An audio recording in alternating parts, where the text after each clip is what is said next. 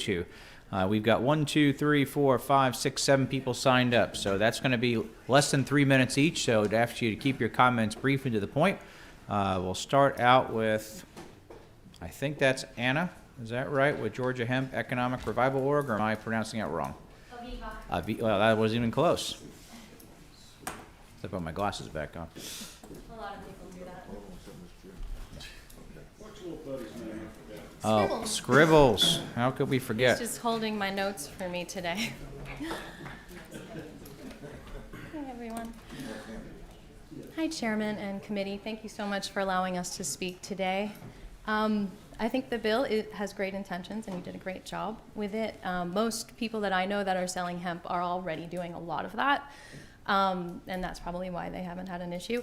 I do have 4 opinions about it, 4 things that I'd like to share.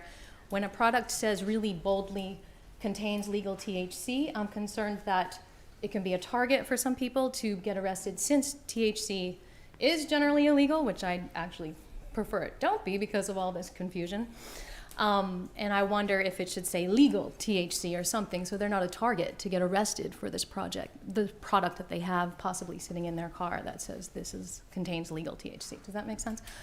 The second thing I want to share is I absolutely support the language how it is, saying whatever the federal is, because I think it just keeps it less complicated. And from my experience, genetically, just from traveling around to different states and learning all kinds of different things, is that when you squeeze out the THC, other things get greater, and they're also psychedelic. And depending on your brain, if you have too much CBD, that actually could affect you, similar to THC. So I would just leave that alone and let it work itself out.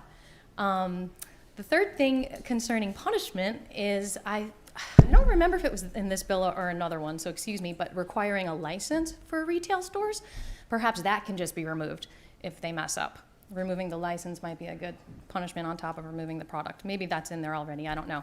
The fourth thing I want to address is line 22, which I was kind of chewing on, like, what does this mean, giving the commissioner, the police, power? And the first thought that came to my mind was hearing from Commissioner Harper to see how he felt about that. I don't know if it was his idea or, I mean, I don't think y'all coerced him into it, but I want to make sure he's comfortable with that responsibility, because I know the ag commissioner is quite a time commitment as it is, and I want to make sure he has time to play his guitar, you know? So I wonder if he should appoint a cannabis commissioner, which I think would be a more positive thing anyway, rather than call him the police, which some people might resist, that kind of strong arming, is to just say, okay, now we have a cannabis commissioner, whether it's Commissioner Harper or someone he assigns, or even better yet, the people elect, perhaps. Because as I see coming down the pipeline, not just hemp fuel, hopefully, but I mean, with the medical cannabis possibly being in his hands with 196 last year, like, could this happen again where the cannabis commissioner would be wearing the 4 hats? I see 4, not 3. I see recreational, medical, hemp medical, and industrial hemp products. Which Aviva, we're out of time Okay. now. I appreciate it. And, Absolutely. We'll make sure that we get an application over to Commissioner Harper from Mr. Scribbles there. Thank you. All right. Next up, Dave, come on down.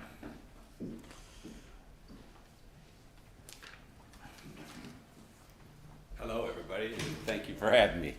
I'll be very short for everyone's time and respect everyone's time. So I oppose the bill specifically because I believe that cannabis should be legalized. I also disagree with the senator that cannabis, hemp, and marijuana are different plants. When a plant is planted at a certain time, it changes a chemical makeup in it where its THC level varies, and it would go from being called hemp to marijuana then. That's an agricultural misnomer that we've kind of been led to believe. I also would like to make a point about the 0.3 level of THC in hemp.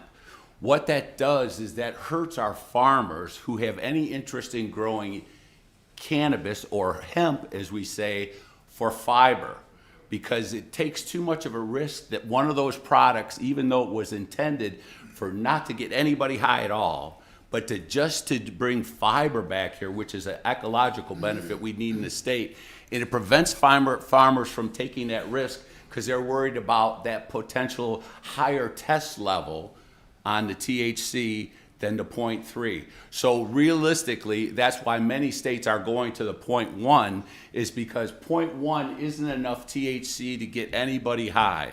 So that's not smokable pot. That's a different thing. What that is, smokable pot is more around 25% THC.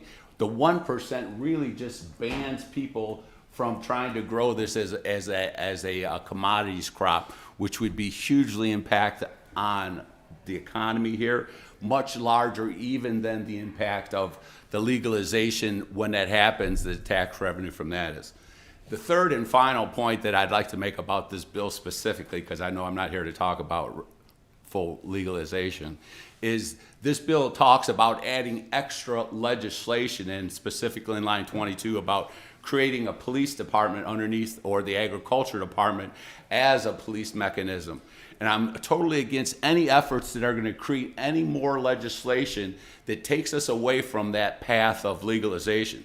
Because whether we agree or not, it is coming to the state, and all we're doing is preventing the medical benefits, we're preventing the agricultural benefits of a commodities crop, all in the pretense of saying we're going to protect a small group of people who don't want anybody to use this as a recreational drug.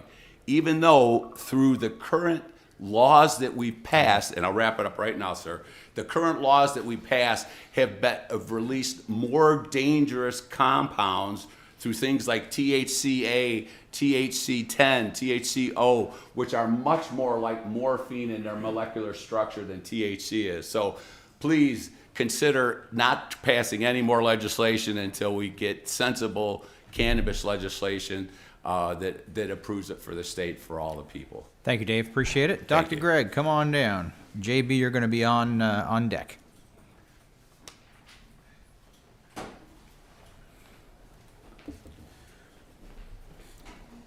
Thank you, Senator Albers. Thank you to the committee for allowing me this time to speak before you.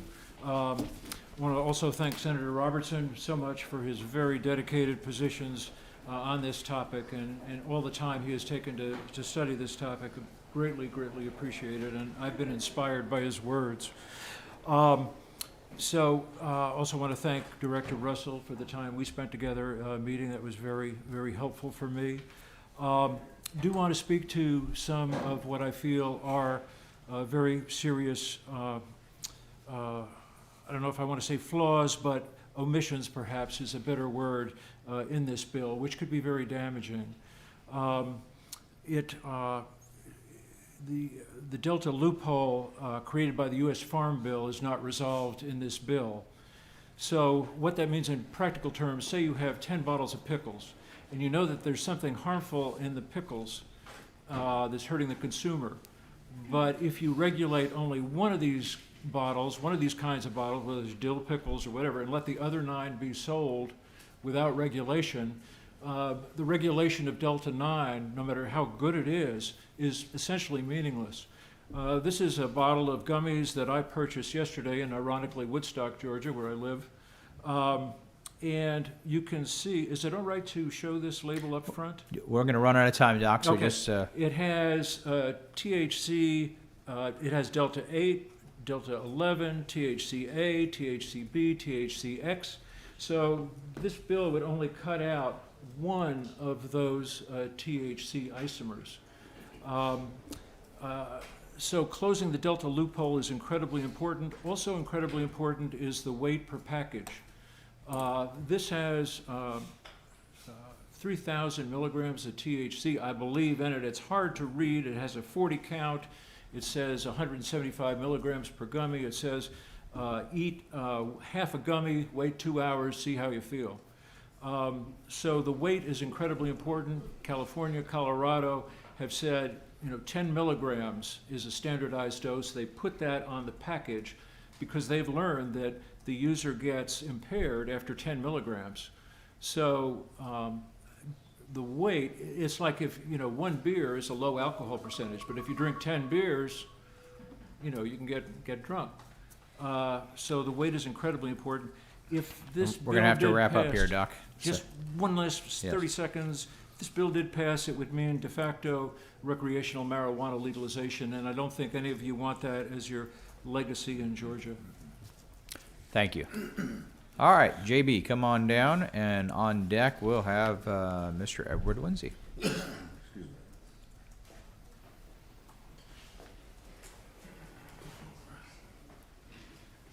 Thank you, Chairman and committee members, for the opportunity to speak here today. My name is J.D. McCormick, and I'm the president of the American Healthy Alternatives Association. We have worked on hemp legislation across the country and worked diligently with surrounding state legislatures, including Alabama, Tennessee, Kentucky, North and South Carolina, to help pass common sense hemp regulations. We support the sentiments in Senate Bill 437 and hope to work with the bill sponsors as it moves through the process on the tweaking of a few definitions to better match surrounding states. We do support its moving forward today to keep things on track during a short legislative session. Common sense regulation helps to invite capital investments and creates market stability for operators. The leadership of the Agriculture Commissioner on this issue has been fantastic, and we hope to continue to work with him to pass good legislation and eventually as the industry's regulator.